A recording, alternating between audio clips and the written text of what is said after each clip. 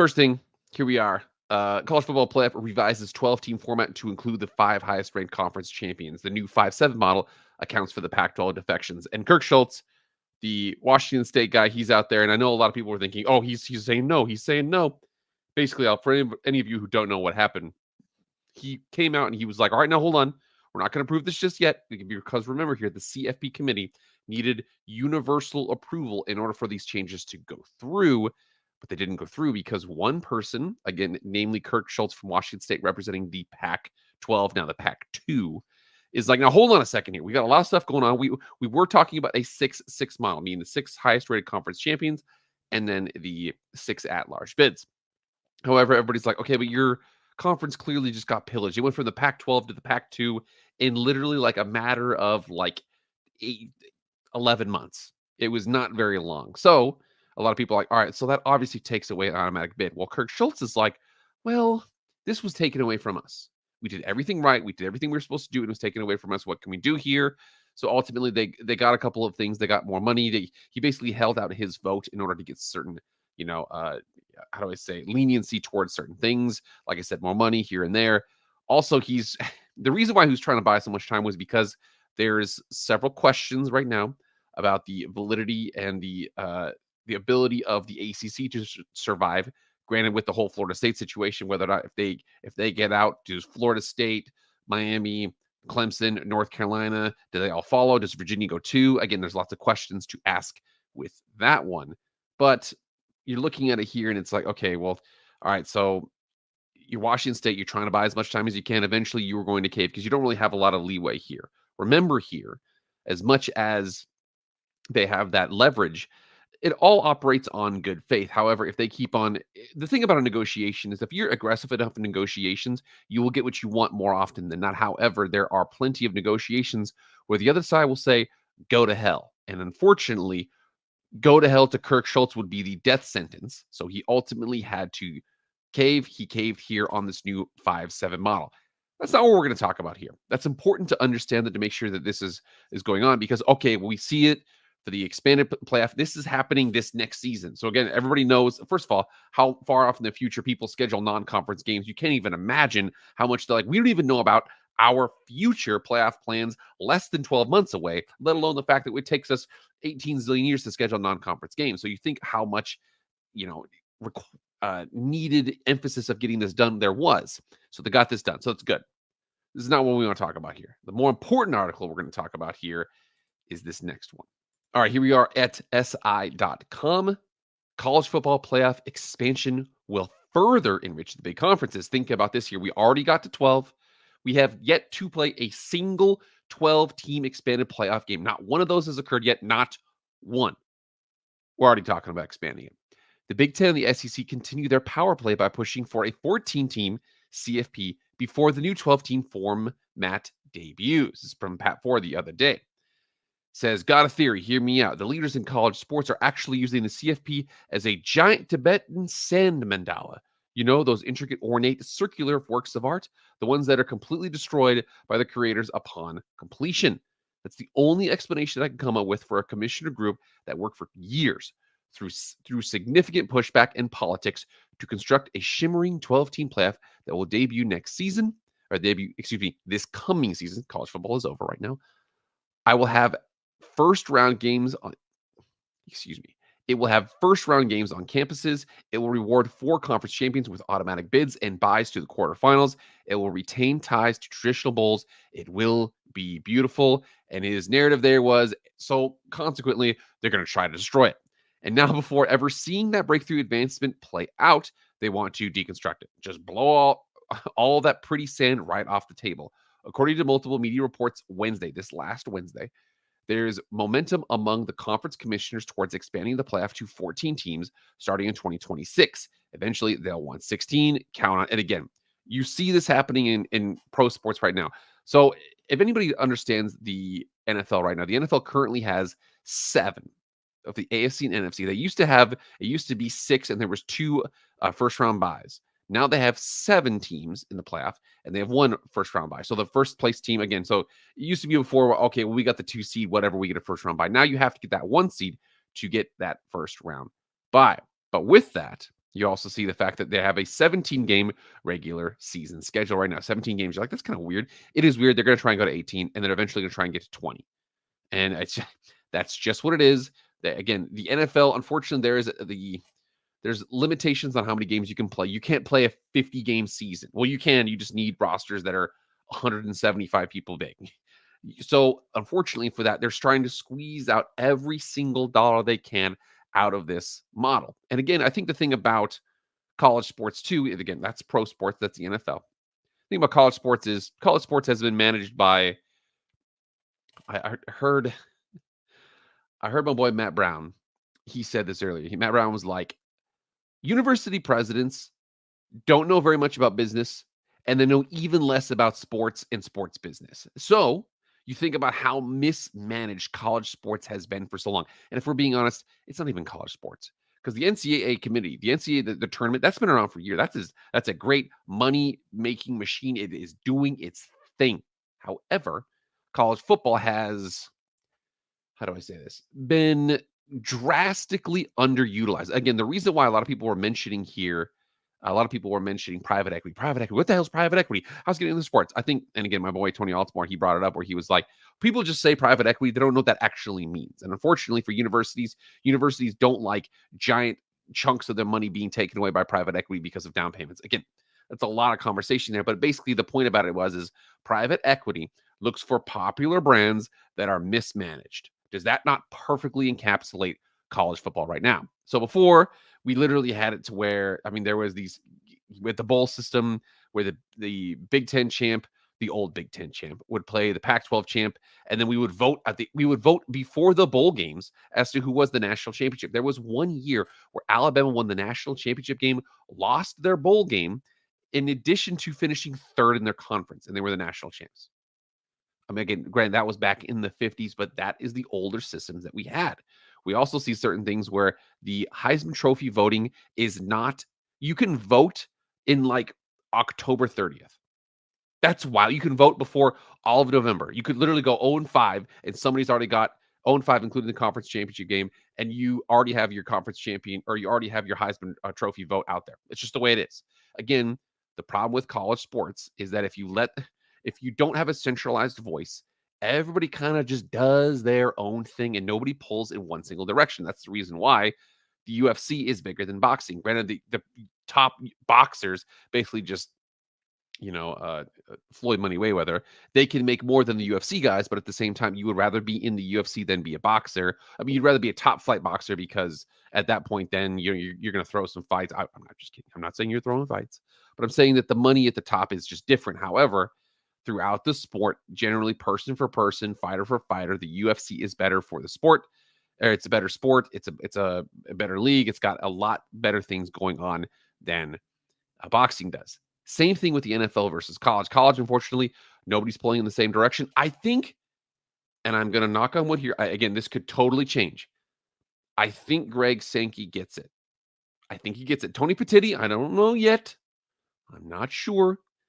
I think, and again, there's an asterisk with that there. I think that Greg Sankey gets it. Now, unfortunately, getting it for him is, we'll go into that in a second here, but I think that he understands kind of we need to pull this sport in the same direction here. Whether or not he is obligated to do that, he's not obligated to do that. And in fact, his paycheck is to make sure that 16 SEC teams are all the best going forward. But we'll get into that in a second here. Basically, what I'm trying to say here is that I think that the CFP, the committee, this round table of knights is actually trying to pull the sport forward to a new age, a new dawn, a good spot. And with that, we have this 12-team playoff. However, again, same thing with the pro sports.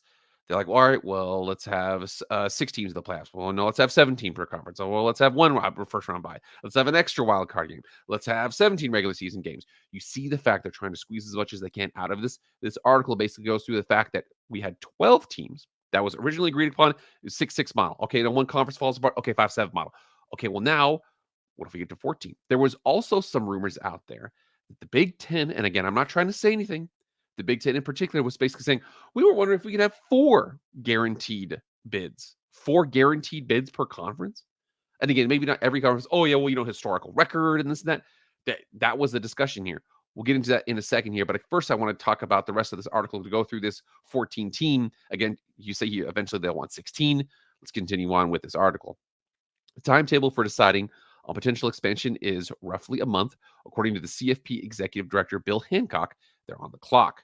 Along the way, the richest conferences also want most favored nation status with more auto bids for their leagues. That's the bigger and more troubling news. It's the latest chapter in the ongoing Big Ten SEC power play, exactly the kind of thing we've seen as those two conferences continue their Darwinian predation. That's what my theory admittedly breaks down. Tibetan sand mandalas are, quote, created to encourage healing, peace, and purification, according to worldhistory.org. The CFP has been created, and then it will be deconstructed in pursuit of more centralized power. There is no healing, there's no peace, and there sure as hell is no purity being attained here. There is no satiating the appetite for the deconstruction of competitive balance. There's no pausing to actually see how the new format will work or to appreciate it in action. There's no caretaking for the overall sport. There's no concern about eventually pushing the envelope past the ripping point. The players past reasonable demands for non-professionals. The fans past what their wallets can support. Unfortunately, you and I both know, like, the reason why all this is getting pushed is because of the fans. Is because, unfortunately, like last year, college football, I'm going to say it like right now. It's going to be controversial. 2023 college football was better than 2023 pro football. Sorry, not sorry. It was awesome. Those UW and Oregon games were incredible. The Michigan versus Ohio State, again, that game was a banger. The CFP games were all, except for ironically the national championship, they were awesome games. Overtime in the quarterfinals. The ball was in the end zone for Texas to take the league. Ultimately, it was batted down. I mean, that was the semifinals, not the quarterfinals, the semifinals. And then the national championship, it was close up until halftime, and then Michigan pulled away. I'm telling you, it was so awesome. Think about the Ohio State Notre Dame game where Ohio State scores with like in the final seconds there. Think about that. This sport is awesome. We've all known that. There's a reason why you watch this channel.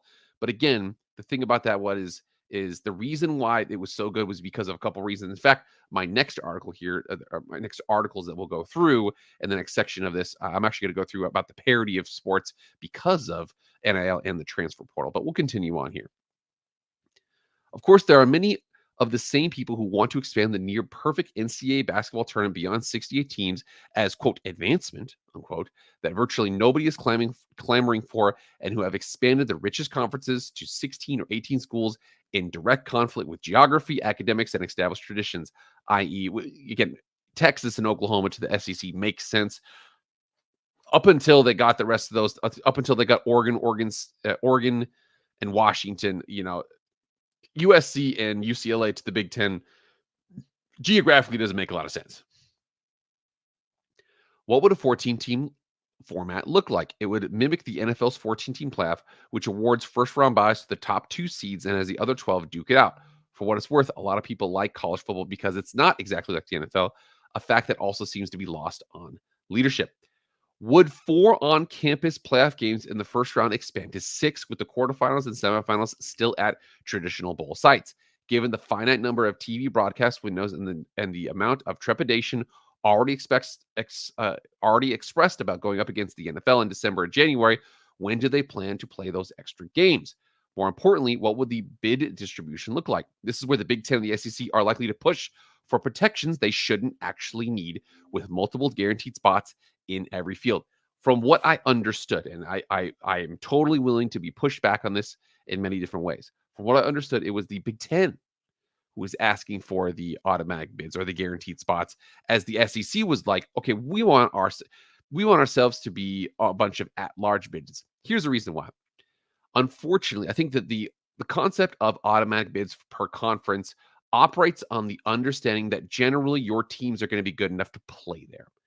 And I think that, to be fair, is when you add enough of the power programs, because conference realignment, this last round of conference realignment was just about the top teams or the championship level teams of one conference going to a conference that has more championship level teams. So realistically, I mean, if you think about this year, like Oregon, Washington, Michigan, and Ohio State, those would have been the top 4 teams. And Penn State's on the outside looking in that instance from an automatic bid perspective here. But I think that the SEC understands the reason why this is a small point here. This is a small point. again, I don't think this is going to have a lot of strength to it, but I think that there is a small amount of hope in one thing for the Big 12, for the ACC, and for the remainder of college football. The big hope here is unfortunately is the same thing as the Cold War. And in the Cold War, you had to pick. And the United States won because they just basically got more allies because of the Bretton Woods Agreement. That was basically the reason why they won the war. Also because of freedom and economic development. But anyway, so continue on. Basically, what I'm trying to say here is you got to pick a side. The SEC and the Big Ten, you can't go to battle against either of those and win. However, your best bet is to get them to turn against each other. I don't know how you're going to do that. I don't know how that's possible, but I do think what you can do is you could potentially form a coalition. So in a lot of other countries here, there's certain countries where the winning party will get like 20% of the vote, but they got a bunch of other people in there to form a coalition, form a government of this side and that side, and blah, blah, blah. I think that that's what the Big Ten and the SEC, the best hopes is to have certain people glob onto them, and hopefully they can sway to get something that they want. Because unfortunately, the Big Ten and the SEC, as much as Greg Sankey, I do believe he wants the best for college football. If they accidentally overemphasize the SEC, oh no. Again, same thing with Tony Petitti. But I think your best bet is getting them to go up against each other. How?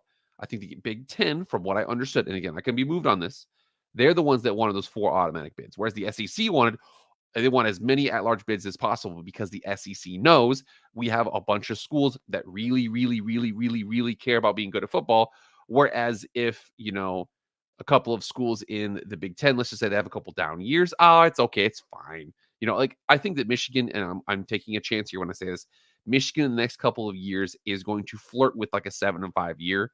I don't know if Sharon, that's because I don't know if Sharon Moore's the guy. That's the only reason why. Not because I think they're going to be bad, but because I think Jim Harbaugh he's different, man. First of all, I'm a little worried. I'm a Raiders fan, so the Chargers are going to get good, which is going to be scary. But I'm basically saying here that the SEC wanted as many at-large bids, whereas the Big Ten it's rumored that the Big Ten wanted these auto bids. That is a leverage point that the teams, the Big 12, the ACC, and the rest of college football can use, hopefully, to gain favor with one side or the other. I think it's the best interest in college football for them to be as many at-large bids as possible. Give one bid for the 5 G5 teams, or G6 teams, or whatever. Give them one bid. The best team out of those 70 or so teams can probably compete on a national level on a year-to-year basis. You think about Tulane a couple of years ago beating, USC. You think about what Boise State has done, and I know that's a long time ago. You think about what Cincinnati has done. Though a lot of those teams, granted, I think Cincinnati is up, obviously. What they are, they're in the Big 12. But again, every single year, there's generally one team out of those 70 teams who can compete. Now, the problem is now they're probably going to have to go up against a first or a second seeded team in the country. So the number one team in the country. So go up against Michigan. It's going to be tough. With that, I wanted to make sure I go through this because, again, basically that article, Pat Ford goes through and he basically just says, hey, man, I'm a little worried about how this is going to shake out. As a matter of fact, they're already talking, and they being all of the SEC lackeys, how I say this. I don't know about lackeys, the appropriate term. SEC affiliates are already talking about something that we need to discuss as well. This point here. Paul Feinbaum on G5 teams in the new CFP format. So again, hasn't happened yet. They're going to be in the new CFP format now. There's no way they can compete. They're simply going to be sacrificial lambs. And then down here, boom. The number 10th ranked team in the country can't hang with the number 1 to the number 3. Feinbaum is just upset he can't get more SEC teams in, and that is the point here. And remember here, in college football, although this last year, we're going to go through that, and actually we had a lot more parity in college football that we wanted to. The thing about the CFP that we want, those G5 teams, they want one thing. They want a spot. Again, it's the same thing with a 16 versus a 1 in the NCAA tournament. They might make it interesting. More often than not, they're going to lose. A 2-15 has happened a little bit more, and a 3-14 has happened a lot more. But the 1-16, the 16 team knows. They know. They have a chance at the national championship, but they know it's probably not going to happen.